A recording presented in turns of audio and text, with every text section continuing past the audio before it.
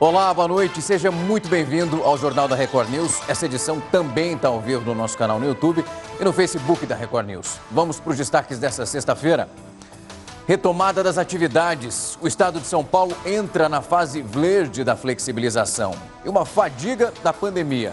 O comportamento já atinge 60% da população da Europa. O levantamento foi feito pela Organização Mundial da Saúde. O governo espanhol declara estado de emergência na região de Madrid por 15 dias. O ministro da Saúde anuncia uma série de novas restrições. Pesquisa brasileira aponta que o gengibre controla ali o seu diabetes. Essa especiaria ela pode ser usada para complementar o tratamento da doença.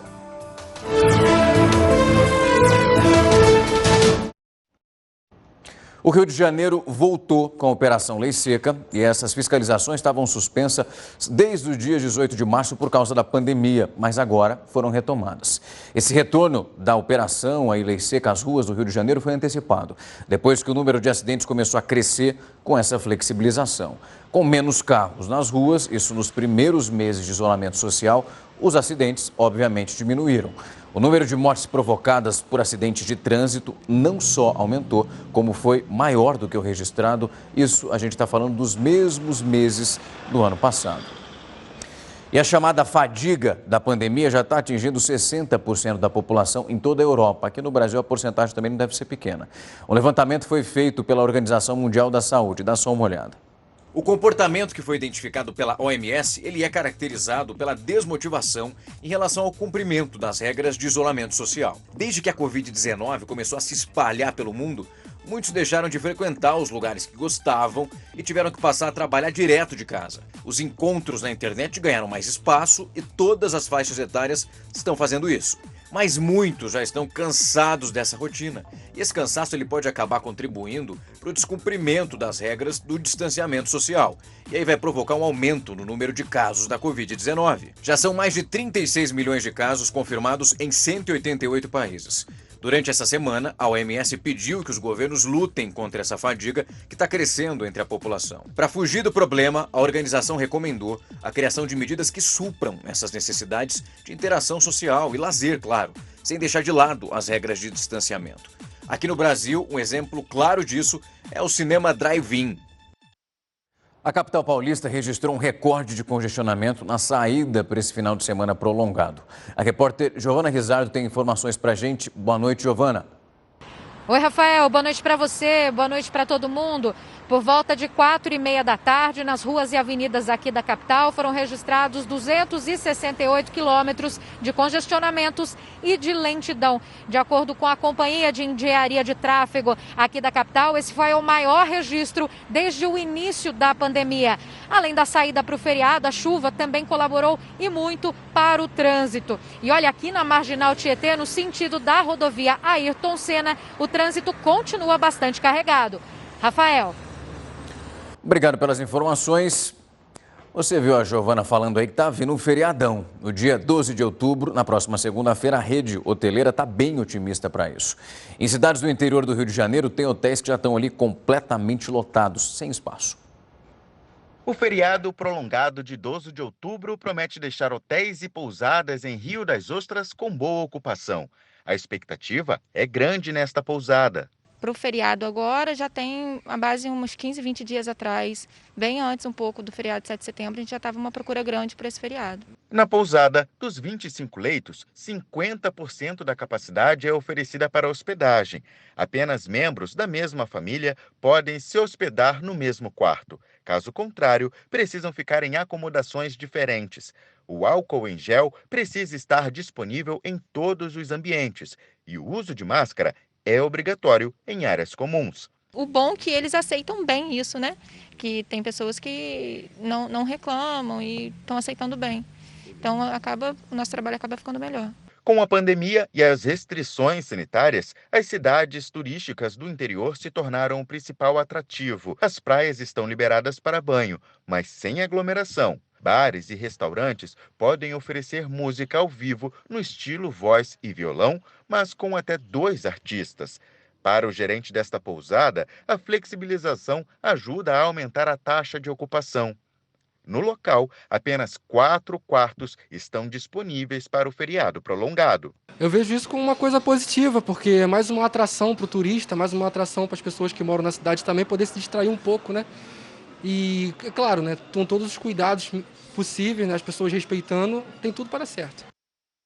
Pode viajar, mas também tem que tomar todo o cuidado necessário.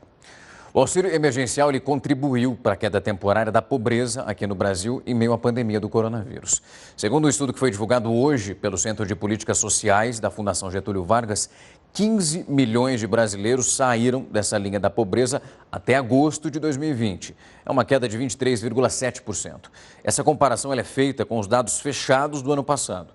E de acordo com a definição usada pela FGV, a pobreza ela é caracterizada pela renda domiciliar per capita de até meio salário mínimo. A Polícia Federal deflagrou hoje a Operação Anfis para investigar um esquema financeiro clandestino que teria movimentado pelo menos 200 milhões de reais em um período de 10 anos. Olha só a reportagem. 60 policiais federais deram cumprimento a 13 mandados de busca e apreensão em escritórios e residências no Recife, em Jaboatão dos Guararapes e nos estados de Goiás, São Paulo, Ceará e Rio de Janeiro. As investigações da Operação Anfis tiveram início em 2014 para apurar a atuação de um grupo que atuava no Brasil e no exterior. De acordo com a polícia, a organização cometia crimes como evasão de divisas, manutenção de instituição financeira clandestina, falsidade documental, descaminho e lavagem de dinheiro. Os principais crimes praticados pelos membros dessa organização são transações ilícitas de câmbio, né, tanto de remessa de dinheiro para o exterior, como internalização de recursos do exterior para cá.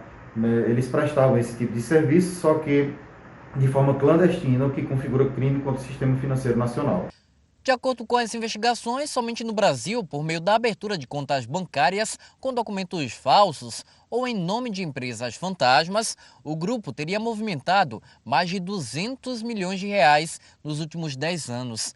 A operação recebeu o nome de Anfis, fazendo referência ao termo grego, que significa os dois lados, ou, nesse caso, as duas identidades, uma no Brasil e outra na Flórida, nos Estados Unidos. A Justiça Federal determinou o sequestro de bens, de imóveis, de veículos, o bloqueio de contas dos investigados e das empresas consideradas fantasmas. Os alvos são 3 doleiros aqui do Recife, além de pessoas que os auxiliavam e também aquelas que se valeram do serviço ilícito, em especial da remessa clandestina de divisas para o exterior. Na operação, os policiais federais conseguiram arrecadar documentos e arquivos digitais, que serão analisados pela equipe de investigação da Delegacia de Repressão à Corrupção e Crimes Financeiros, da PF em Pernambuco. As penas dos crimes cometidos, somadas, podem chegar a 29 anos de prisão. O presidente Jair Bolsonaro embarcou para São Paulo. Ele vai passar o final de semana no Forte das Andradas, isso fica no Guarujá. A repórter Fernanda Burger tem as informações para a gente. Boa noite, Fernanda. Olá, boa noite. O presidente Jair Bolsonaro chegou a Guarujá pouco antes das 6 da tarde. Os 2 helicópteros presidenciais pousaram diretamente no Forte dos Andradas. Ele saiu do aeroporto de Congonhas, na capital paulista, cerca de 40 minutos antes. Antes de embarcar no helicóptero presidencial, o presidente cumprimentou apoiadores que estavam na pista do aeroporto. A assessoria do Planalto confirma que ele vai passar o fim de semana aqui no litoral paulista. É a 5ª vez que Bolsonaro se hospeda aqui no Forte dos Andradas. A última foi em fevereiro. Como é uma viagem de descanso, não há agenda oficial. Rafael. Obrigado, Fernanda. Com a queda no número de casos e também mortes relacionadas ao coronavírus em São Paulo, a gente vai passar agora para a fase verde daquele programa conhecido como a reabertura da economia. Fase é chamada de abertura parcial e é a segunda com menos restrições. O plano, que conta com 5 fases, vai da vermelha, em que são impostas mais restrições, até a azul, que é considerado normal controlado. De acordo com a Prefeitura de São Paulo, a taxa de ocupação de leitos, a quantidade de pacientes internados e, principalmente, o percentual de vagas ociosas está em um número capaz de garantir uma segurança à população. Para o infectologista Celso Granato, um dos problemas é um possível efeito repique da pandemia. Se isso for feito de uma forma descontrolada, nós poderemos ter uma segunda onda. Mesmo cidades como Manaus, em que 60%, perto até de 70% das pessoas já tinham tido a infecção, houve uma pequena segunda onda. Então nós precisamos tomar cuidado para que esse retorno seja feito de uma forma muito cuidadosa. Com uma taxa de ocupação de 40% nas ocupações de leitos na UTI, o governo tinha dúvidas em passar ou não a cidade para uma fase menos restritiva. Mas, de acordo com a prefeitura, atualmente 17% dos internados hoje na capital paulista são de outras cidades.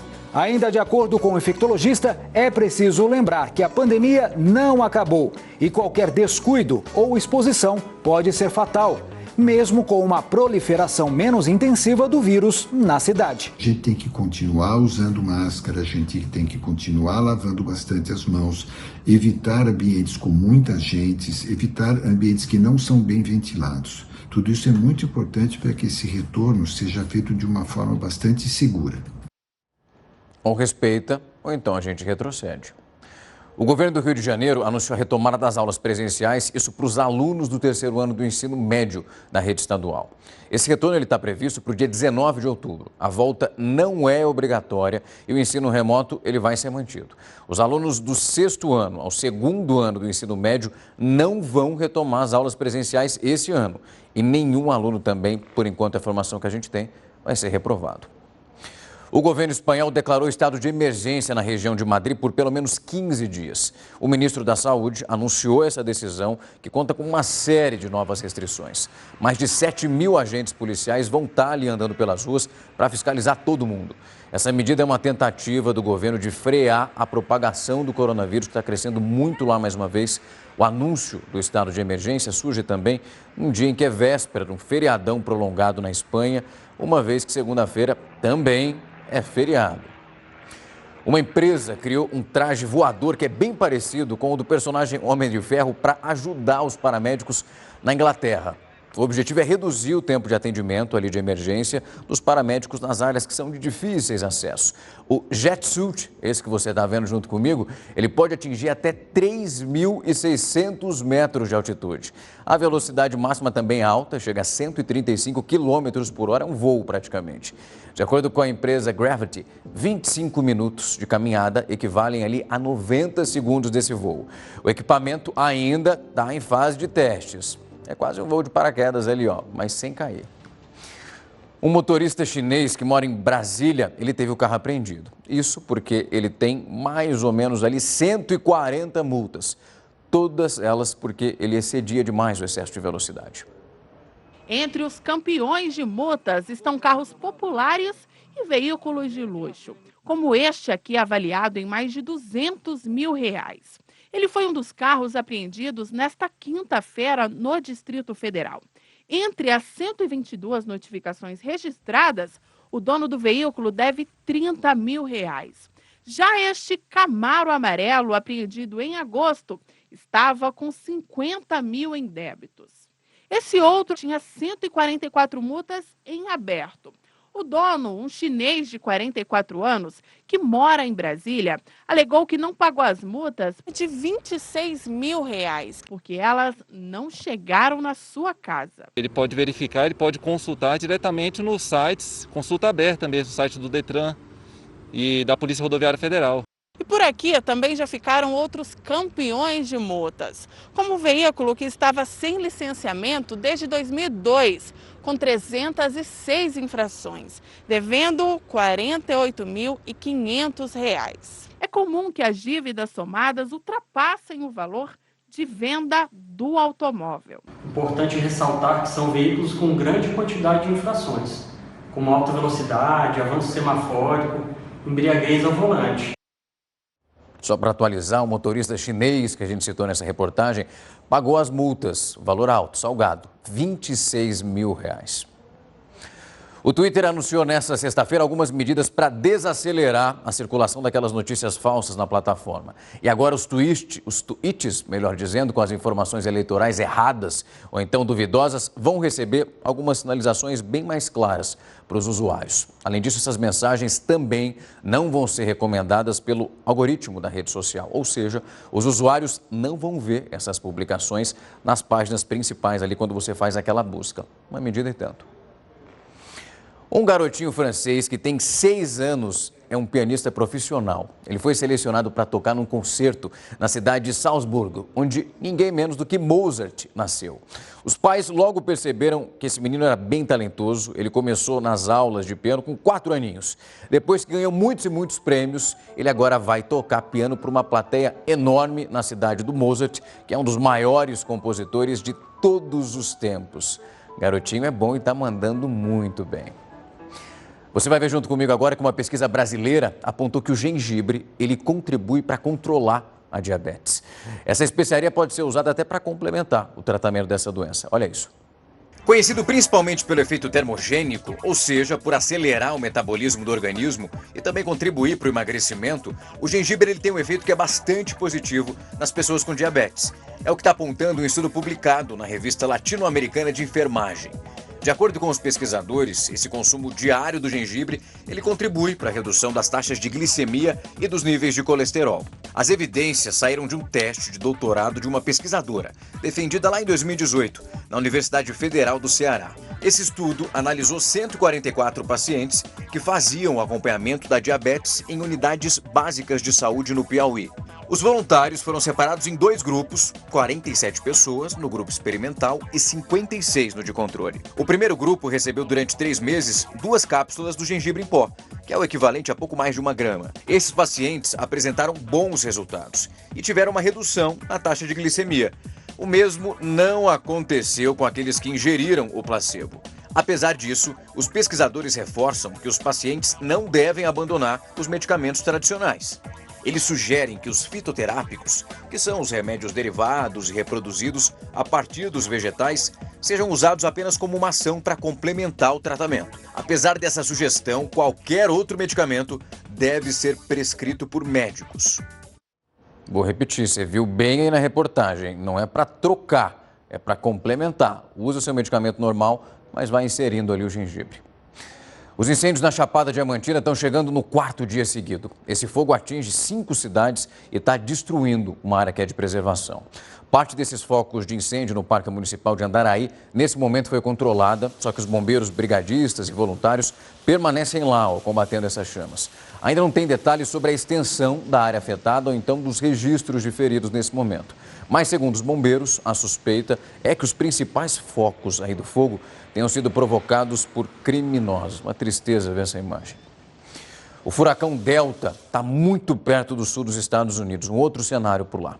Os moradores do estado de Louisiana foram obrigados a sair de casa. Essa região ainda está se recuperando de um prejuízo provocado pela passagem de um outro furacão. Isso tem menos de 2 meses. O Delta, que subiu para a categoria 3, deve atingir o solo com chuva e também ventos que vão chegar a 200 km por hora. É muita coisa. Dia 11 de outubro é comemorado o Dia Nacional de Prevenção da Obesidade. Essa data ela incentiva a busca pelas soluções práticas para ajudar a melhorar a nossa saúde, manter o peso, ficar mais saudável e tentar reverter esse problema que é global. Como a pandemia pode elevar essas taxas aí da doença no país, a gente vai descobrir junto com a Milena Casselli. Ela que é médica endocrinologista, que vai explicar isso para a gente. Doutora, obrigado pelo tempo e a disponibilidade. A gente está falando de um período de pandemia, que é de coronavírus, onde o excesso de gordura está se mostrando um grande problema, né? Boa noite, Rafael. Obrigada pela oportunidade. Boa noite a todos os telespectadores. Realmente, antes da pandemia do Covid-19, o Brasil já enfrentava uma epidemia de obesidade, uma epidemia de diabetes, de pressão alta, de hipertensão arterial, né? E realmente a pandemia veio para culminar e piorar esses dados. Não tem dados oficiais ainda, mas se sabe que a média do brasileiro foi aumentar em torno de 6 quilos durante essa pandemia. Enquanto, por exemplo, por outro lado, os franceses aumentaram 3 quilos. Então, O Brasil, que já não tinha uma população saudável, a gente piorou durante essa quarentena. Doutora, a gente consegue resumir isso? Claro que existem muitos outros fatores. O pessoal está em casa, está comendo mais por falta do que fazer, vai atacando a geladeira. A gente tem uma diferença entre a fome fisiológica e a fome emocional, né? E realmente, durante a pandemia, a fome emocional piorou muito. A busca por alimentos que dão mais prazer, né? Receitas cheias de açúcar dão mais prazer, mas isso a longo prazo aumenta o risco de obesidade, de diabetes. E só a obesidade, ela tem 229 complicações. Gordura no fígado, aumenta o risco de cânceres. Doutora, eu sempre... Pode terminar, pode concluir, vai lá. Então, e fora a busca por alimentos, né, com alto teor de açúcar, de sal, o aumento de ingesta de bebidas alcoólicas. Nós, infelizmente, no Brasil não temos muitos dados, mas, por exemplo, nos Estados Unidos aumentou 336% a busca por bebida online, né, a compra de bebidas alcoólicas online, para os happy hours virtuais, né? O sedentarismo, a gente ficou mais em casa, então tudo isso está culminando nesse aumento de peso em uma população que já não era saudável. A gente sabe que o brasileiro, metade da população do Brasil já estava fora do peso antes da pandemia. E isso, para a parte do Covid, da pandemia, é muito ruim, porque o paciente obeso, o paciente diabético, ele tem uma queda na resposta de inflamação a qualquer outra doença infecciosa. Doutora, quando a gente fala da fome emocional, às vezes a pessoa que está em casa aqui sente a fome e fala, meu Deus, como que ela pode ser emocional? Meu estômago está pedindo comida. Como que eu trato essa fome emocional? A gente não tem realmente uma fórmula mágica. O que tem que entender é que o tratamento da obesidade ele tem que ser individualizado. O que não necessariamente serve para uma pessoa, serve para outra. A gente tem que entender que a obesidade é uma doença crônica, que o paciente não é obeso por preguiça, né? Agora que a gente consegue aumentar um pouquinho a parte de exercício físico na rua, as academias estão voltando aos poucos, a gente tem que aumentar a quantidade de minutos durante a semana, é recomendado 200 minutos na semana de esporte, de atividade física, né? Procurar alimentos in natura, evitar os alimentos ultraprocessados, programar as compras, né? Eu tô vendo a imagenzinha das crianças. As crianças, na época na quarentena, aumentaram o tempo de tela. Então, assim, a gente tem que reduzir o tempo de videogame, de internet, de celular, porque isso também culmina tudo numa obesidade infantil. Colocar a criançada para correr, e vai correr junto, não fica em casa só comendo, não, que vai dar um trabalho danado.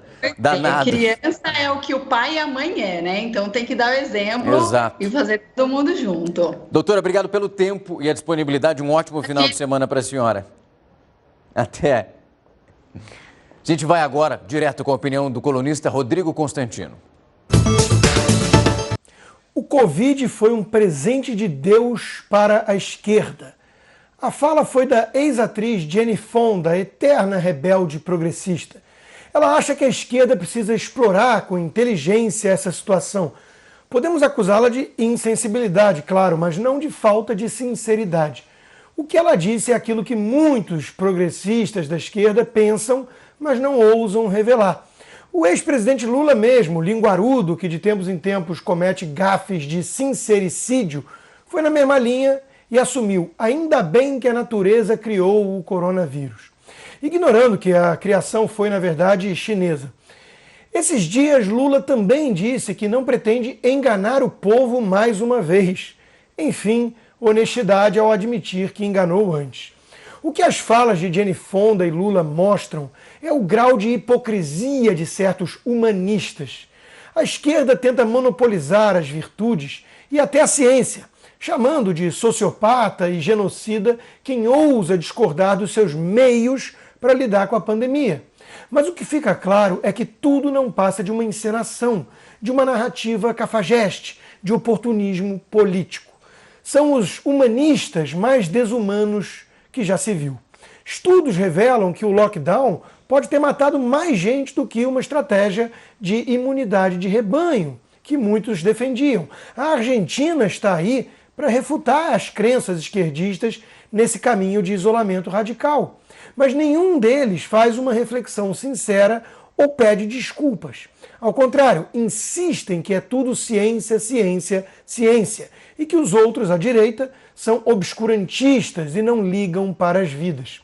Não custa lembrar que até o arquiteto Oscar Niemeyer era considerado um humanista por essa turma. Logo ele que admirava Stalin e o ditador assassino Fidel Castro, que mandava o paredão de fuzilamento até mulheres grávidas pelo terrível crime de discordar do seu regime socialista. Certos humanistas fariam até monstros psicopatas parecerem bons samaritanos. A comissão que organiza os debates presidenciais nos Estados Unidos anunciou oficialmente o cancelamento do segundo encontro, isso entre Donald Trump e Joe Biden. Esse debate iria acontecer na próxima quinta-feira, agora, semana que vem, o encontro do dia 22 de outubro, esse, pelo menos por enquanto, está mantido. A França bateu nesta sexta-feira um recorde de novos casos diários da Covid-19 desde o início da pandemia. Segundo a Agência Nacional de Saúde Pública, nas últimas 24 horas foram 20.339 diagnósticos positivos, além de 62 mortes. Esse comunicado do órgão estatal alerta que a taxa de positividade entre os exames realizados está acima de 10% e que a circulação viral continua num nível muito alto. Recentemente, uma construtora foi condenada a pagar uma indenização de R$10 mil depois que compartilhou os dados de um cliente sem autorização. A confusão. Ela foi a primeira empresa condenada por descumprir a Lei Geral de Proteção de Dados. Mas quais que são essas restrições da LGPD para essa área específica? Eu vou conversar então agora com o Dr. Alfredo Pazanisi, ele que é especialista em Direito Imobiliário e sócio da Carpati Sociedade de Advogados, para explicar isso para a gente. Doutor, obrigado pelo tempo e a disponibilidade. Esse é mais um caso de uma empresa que pega um dado sem o cliente saber e depois disponibiliza para quem quiser usar? Obrigado, boa noite a você, a todos os espectadores. É um caso, na verdade, o que é inédito nesse caso é a condenação, né? Porque estamos cansados de ver os nossos dados sendo compartilhados à torta e à direito.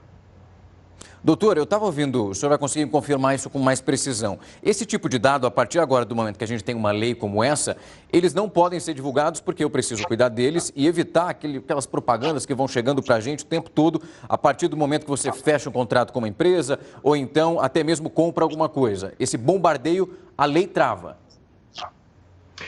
É assim, o que a lei traz de novidade, ela repete o que está na GDPR, né, que é a General Data Protection Regulation da Comunidade Europeia, ela repete o princípio da autodeterminação informativa. A gente agora vai ter direito de saber o que eles pretendem fazer com os nossos dados, né? Então não é que está proibido ponto. Na verdade, eles têm que informar para a gente o que eles vão fazer com os nossos dados. Eles só podem fazer com os nossos dados daquilo que eles informaram que iriam fazer, pelo período que eles disseram que iriam fazer, e tem que ter a nossa autorização expressa para isso, entendeu? Sem isso, sem a nossa autorização expressa, eles estariam violando aí o princípio da autodeterminação informativa, né? Então a gente agora vai ter direito de saber e de autorizar o tratamento dos nossos dados. Isso minha pergunta já vai nessa vertente, exatamente. Doutor, eles precisam então, a partir do momento que eu comprei um programa, assinei qualquer tipo de serviço, se eles tiverem o interesse de usar os meus dados de alguma forma, eu preciso ter ciência antes de dar essa autorização, senão eu posso acionar a justiça, por exemplo. A ciência tem que ser dada por você, eles têm que te informar expressamente o que eles vão fazer, não adianta a informação estar esparsa no meio de um monte de páginas de contratos e de termos de uso. A informação tem que estar clara para você entender o que vai ser feito em relação ao tratamento de todos os seus dados, né? Especialmente os dados sensíveis também. Doutor, a partir do momento que fui vítima de um episódio, eu denuncio isso com certa facilidade? Eu preciso acionar algum órgão específico? Aí é que está o problema, porque assim, a lei entrou em vigor, ela foi aprovada em 2018, aí teve um período de adaptação, que a gente chama tecnicamente de vacatio legis, aí houve medidas provisórias, a lei 14.010, elas foram adiando a implementação efetiva da lei. Ela já está em vigor, mas alguns artigos da lei ainda não estão em vigor, especialmente aqueles que definem as obrigações do governo, né, do Poder Executivo, da União, em relação, por exemplo, à criação da Agência Nacional de Proteção de Dados, que vai ser o órgão que vai regular essa questão, que vai elaborar normas e processos administrativos para apuração das infrações, para punição de quem violar esses dados. Então, hoje, por exemplo, eu não tenho um órgão federal para denunciar violação no tratamento de dados, né? O que acontece é que a gente pode, sentindo a violação de algum dado nosso, fazer o que tradicionalmente vem sendo feito, que é denunciar o judiciário e tal, entrar com ações indenizatórias, porque, afinal de contas, dados pessoais também dizem respeito ao direito à privacidade da pessoa. Doutor, eu cheguei a acompanhar algumas pesquisas, assim, a partir do momento que a LGPD ganhou repercussão aqui no Brasil, falando que o brasileiro costuma ser muito descuidado nesses dados, não preservar ele com tanta frequência. Existem alguns aplicativos de celular que eles informam, mas esse ato de bobear, eles ganham espaço ali. Você vai clicando, vai aceitando, eles vão e levam tudo. Levam, e a gente nunca tem o hábito... Eu falo por mim mesmo também, dificilmente alguém pega, quando baixa um aplicativo legal, um aplicativo da moda, vai ler todos aqueles termos de uso, né? E geralmente ali tem algumas informações que dizem respeito ao tratamento de dados, e a gente nunca se dá ao trabalho de ler. Por exemplo, quando a gente vai numa farmácia adquirir algum medicamento, normalmente a atendente pergunta o CPF e tal, e alguns outros dados, para a gente comprar uma aspirina, né? A gente não sabe que por trás daquilo ali tem um tratamento de dados, que os nossos dados são monetizados, eles usam aquilo como uma forma de comércio, né? De venda para outros parceiros, e a gente está aí no dia a dia já há muito tempo oferecendo os nossos dados para quem quer que seja. A gente só no preju, vai lá, informa o dado, depois fica lá com o pessoal ligando, batendo na porta, mandando e-mail com propaganda. Doutor, agradeço o tempo e a disponibilidade. Um ótimo final de semana para o senhor. Obrigado. Tá aí, fica atento com seus dados. O Programa Mundial de Alimentos das Nações Unidas levou o Prêmio Nobel da Paz. Esse esforço para combater a fome durante a pandemia foi muito elogiado pelos organizadores do prêmio. Essa é a 12ª organização a ganhar o Nobel. A ONU também foi reconhecida pelo desempenho nas regiões de conflitos armados. Mais de 100 milhões de pessoas foram atendidas pelo programa de alimento, isso só no ano passado. O diretor-presidente da Microsoft deu uma entrevista alertando para as desvantagens do home office e também os reflexos que são provocados agora nas vidas dos funcionários. Eu vou voltar aqui para a tela para conversar com o Heródoto, entender exatamente. O impacto vem, né, Heródoto? Uma nova rotina vai mudar a vida. Olha, Rafa, você sabe que essa história de home office está virando a cabeça de muita gente. Tá. Acabei de ler um pouquinho a notícia na BBC, dizendo o seguinte, que algumas pessoas estão fazendo coisas inusitadas para fugir do home office. Por exemplo, na Holanda, eles inventaram agora o tal de abraço na vaquinha.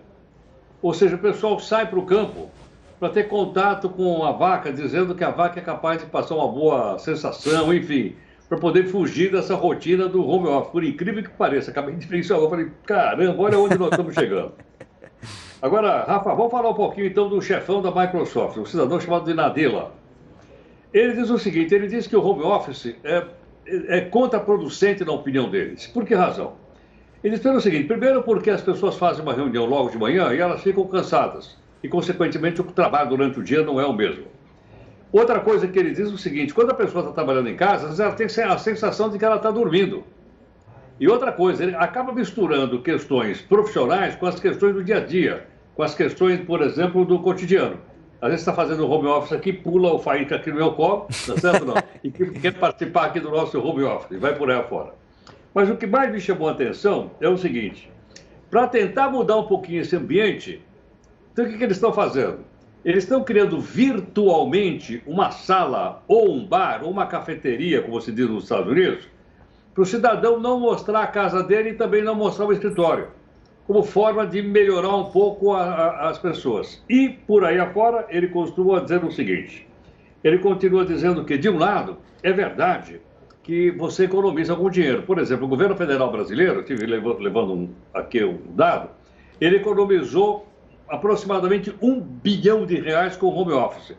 Não só porque tem menos gasto na empresa, ou no local, mas porque ele também não paga aqueles custos auxiliares, né? Haja vista que o funcionário está em casa. Mas me surpreendeu o cidadão dizer o seguinte, olha, no caso específico da Microsoft, a nossa avaliação é que o home office não é o melhor tipo de trabalho para a empresa dele.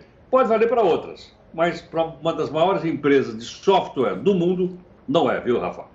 Pois é, esse da vaca foi interessante, viu, Heródoto? Não tinha visto essa não. O pessoal lá abraçando a vaca para trocar as energias, é uma boa. É, exatamente. Dá uns beijinhos assim na orelha da vaca. Pois é, ali, ó, estreitar a amizade na pandemia. Até daqui a pouco, Heródoto. Para falar de prevenção, o Ministério da Saúde está prevendo que o país vai ter pelo menos 140 milhões de doses da vacina contra a Covid-19 já no primeiro semestre de 2021. Mas como que o governo vai fiscalizar essa aplicação? Imagina na hora que a gente tiver essa notícia que tem a vacina. Quem vai explicar isso para a gente é o Heródoto Barbeiro. Será que vai ser fácil, Heródoto, fazer isso, hein? Olha, Rafa, acho o seguinte, acho que não vai ser difícil porque as pessoas vão ser tratadas de acordo com o número do seu CPF. O CPF, a pessoa quando tomar a vacina, ela vai ter que dar lá o seu CPF, por dois motivos. Primeiro, para que possa acompanhar na pessoa se porventura ela teve alguma reação. Se ela teve alguma reação, teve algum mal-estar, teve uma febre, alguma coisa, vai ser mais fácil acompanhá-la, porque pelo CPF você sabe quem é a pessoa. Primeiro ponto.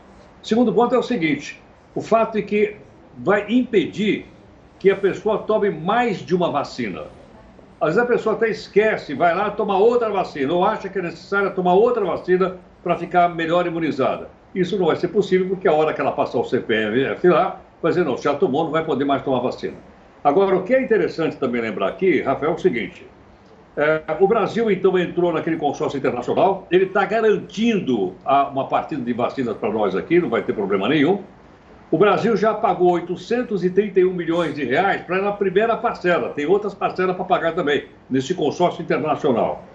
Com isso, nós vamos ter, de cara, logo no primeiro trimestre, pelo menos 45 milhões de doses. Não é muito, o Brasil tem 210 milhões de habitantes, você vê que vai precisar de muito mais vacina por aí. Mas o total, como você lembrou agora há pouquinho, serão de 145 milhões de vacinas, mais ou menos, um pouquinho mais além da metade da população do nosso país. Outra coisa interessante aqui também que vai ser colocada é o seguinte, quanto é que vai custar cada vacina dessa? Rafa, eu vi aqui o preço em dólar e eu fiz a conversão para real no preço de hoje do dólar. Uma vacina vai custar para o governo, quer dizer, o governo não, porque nós é que pagamos, né? Vai custar para nós R$60 aproximadamente. Mais ou menos R$60 uma vacina para ser aplicada no primeiro trimestre do ano que vem. E para concluir, através do CPF também, vai ser possível estabelecer os chamados grupos prioritários. Provavelmente deverá começar com o pessoal que trabalha na área de saúde, médico, enfermeiro, atendentes, e depois as pessoas de outros grupos considerados de risco. Parece, viu, Rafa, que entre os grupos de risco estão nós que somos velhinhos aí da sociedade. Vamos aguardar para ver. O grupo CPF está prontinho aqui, viu, Rafa? Já até memorizou o CPF. Chegou lá, falou que tem vacina, já está lá, soletrando, falando número por número. Até daqui a pouco, Heródoto. Fora de assunto que às vezes você pode achar complicado, mas tem que ficar atento porque é muito importante. A reforma política é um dos assuntos discutidos pelos próprios candidatos e prefeitos a vereadores. Mas será que se trata realmente de um tema pertinente para se falar nessas campanhas? Heródoto vai voltar para falar disso para a gente. Tem campanha, já começou, né, Heródoto? Tem eleição batendo na porta aí, vai falar disso. Exatamente. Agora, por causa disso até, Rafa, seria até o caso de perguntar, mas escuta, numa hora como essa de eleição, é hora de falar em reforma política? Por incrível que pareça é. Por que razão? Vou explicar rapidamente. Porque se a gente não começar a falar de reforma política agora e deixar para o ano que vem, aí eles empurram para o outro ano, não vai ter reforma política nenhuma em 2022. Quer dizer, bom, mas qual é o exemplo que nós vamos tomar agora? É a eleição para prefeito e a eleição para vereador. Por que razão? Porque há aproximadamente 3 anos está dormindo numa gaveta lá na Câmara dos Deputados, eu não me lembro exatamente qual gaveta, o chamado voto distrital, que nós devíamos estar aplicando agora nessa eleição agora. Por que razão? Porque, logicamente, sem o voto distrital, nós temos agora o voto proporcional aberto. O cidadão que é candidato, por exemplo, numa cidade qualquer do Brasil, ele pega voto na cidade inteira. Ele se elege e não tem compromisso com nenhuma parte da cidade, não tem compromisso com ninguém. É diferente do chamado voto distrital, quando você dividiria a cidade em distrito, cada partido poderia apresentar um único candidato e a gente não vai esquecer o nome dele. Tenho certeza. A maior parte de nós já esqueceu o nome do deputado estadual e do deputado federal que nós elegemos há 2 anos atrás. Agora nós vamos eleger candidato a vereador, próximo vereador, e vamos esquecer o nome dele daqui a pouquinho. Por que razão? Porque falta o chamado voto distrital. Aí a pergunta que não quer calar é o seguinte: mas por que não anda isso? Não anda porque não interessa. Porque o indivíduo que já é deputado ou já é vereador, durante 48 meses ele faz campanha para ele mesmo, cidade inteira. Enquanto que uma pessoa que entra nova não tem as mesmas condições. Então fica aqui a seguinte sugestão: nós vamos fazer, a regra está estabelecida, a gente vai fazer, vamos votar sem dúvida alguma. Mas seria o caso agora da gente começar a pressionar através do nosso Zap Zap, das redes sociais, os deputados federais, para que eles começassem já a votar no final desse ano, ou começo do ano que vem, uma reforma política, para que a gente possa ter voto distrital na eleição de 2022. Se a gente bobear, Rafa, não vai ter, porque não interessa a uma boa parte desse pessoal aí. É isso. Já estamos bobeando há tempo demais, viu? Tem que ficar alerta. Heródoto, um excelente final de semana para você. Segunda-feira a gente está aí de volta. Até. Sem dúvida. Até mais. Em Belo Horizonte, vagas em hospitais e visitas também familiares foram concedidas para presos mediante ao pagamento de propina. Essa corrupção, ela faria parte de um esquema que é maior e que envolve advogados, servidores públicos dentro das penitenciárias. As regalias teriam sido concedidas em troca de propina a um preso pelo ex-presidente da Comissão Carcerária da OAB em Minas Gerais, Fábio Piló. O advogado vai lá amanhã no hospital e até está tentando uma visita para a esposa. O detento estava internado porque havia sido baleado depois de resistir às ordens de um policial. Fábio Piló enviou um áudio ao ex-diretor da penitenciária Nelson Hungria, Rodrigo Malaquias, dizendo que a meta é sumir com esse cara, se referindo ao policial. Em outra mensagem, o ex-diretor do presídio reclama da demora do pagamento. Estou realmente precisando. Você disse que estava na mão. O muro da casa da minha mãe caiu. Eu preciso resolver. 14 dias depois, o preso foi transferido. O relatório da Polícia Federal traz fotos da reforma na casa dos pais de Malaquias, que custou entre 30 e 40 mil reais, segundo a polícia. O ex-diretor do complexo penitenciário está preso sob a suspeita de ser o principal articulador do esquema de corrupção. Segundo a polícia, as interferências dos advogados na penitenciária Nelson Hungria podem ter facilitado a fuga de presos que, somadas às penas, têm mais de 400 anos de prisão a cumprir. Eles foram transferidos de um pavilhão mais seguro para outro, de trabalho. Fugiram logo depois. A defesa do Fábio Piló questionou a condução dessa operação e disse que foram expostas frases fora do contexto.